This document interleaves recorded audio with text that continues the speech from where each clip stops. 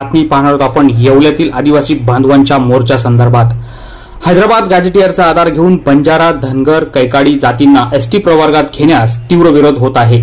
आदिवासी आरक्षणात घुसखोरीच्या निषेधार्थ येवल्यात आदिवासी बांधवांनी येवला तहसील कार्यालयावर धडक मोर्चा काढला।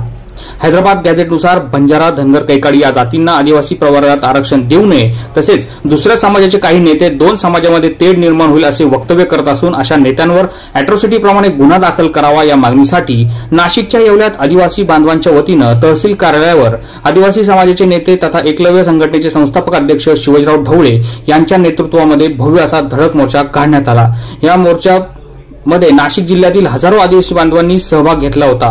या प्रसंगी येवला शहरातून हा मोर्चा तहसील कार्यालयावर धडकला व तहसीलदारांना निवेदन देण्यात आलं। या मोर्चा प्रसंगी येवल्यातील आदिवासी समाजाचे नेते प्रवीण गायकवाड हे देखील उपस्थित होते, तसेच त्यांच्या सोबत अनेक नेते या मोर्चामध्ये उपस्थित होते। SK9 Yeola news. गेले अनेक दिवसापासून महाराष्ट्रामध्ये बंजारा समाज आदिवासी मध्ये समाविष्ट करण्यासाठी मोर्चे काढतो आणि जे हैदराबाद गॅझेटरचा आधार घेऊन त्यांनी जो दावा केलेला आहे आमचा त्याला विरोध आहे आणि हा विरोध करण्यासाठीच आजच्या या मोर्चाचं आयोजन केलेलं आहे।